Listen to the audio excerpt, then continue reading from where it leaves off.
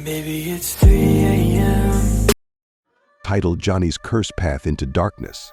In the dark, abandoned part of the city, where shadows play their grim games, lived a boy named Johnny.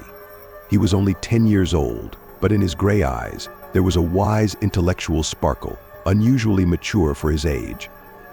Johnny lived in an old house that seemed like a sinister place, as if a curse lay upon it, hiding in every corner. Since his early childhood, Johnny felt something strange in this house. Whispers, mysterious sounds, and shadows that seemed to follow him in every room. But he was not afraid. His curiosity surpassed fear, and he boldly explored every dark corner of his home, trying to uncover its secrets. One day, while studying his grandfather's old library, Johnny stumbled upon an ancient book with tattered covers.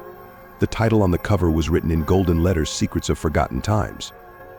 Inside the book were strange drawings, mysterious symbols, and ancient legends about lost civilizations and ancient curses.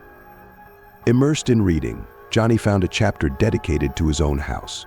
It spoke of how long ago this house belonged to a powerful sorcerer who was expelled from society for his dark deeds.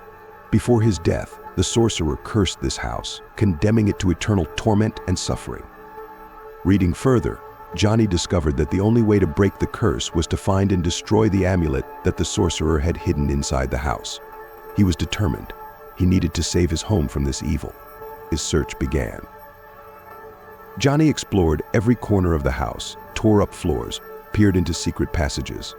But there was no trace of the amulet anywhere. Time passed, and the curse seemed to grow stronger. Shadows became more persistent, and the sounds louder and more frightening. One day, while searching for signs of the curse in the basement, Johnny came across an old wooden door that seemed to lead to the depths of evil. His heart pounded furiously, but he knew he couldn't stop. He opened the door and stepped into the darkness. Inside, it was dim and cold.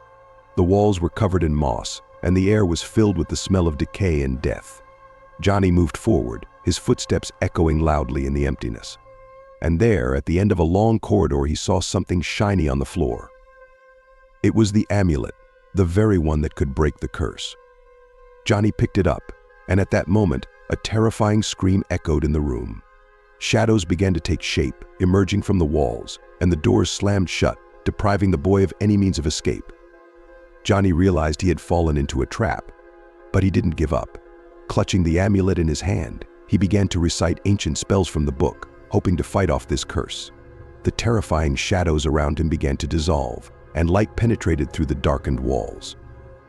And at that moment, when Johnny felt victory was near, he suddenly felt something pulling him back, as if an invisible force wanted to drag him into the darkness again. He realized the curse wouldn't give up so easily.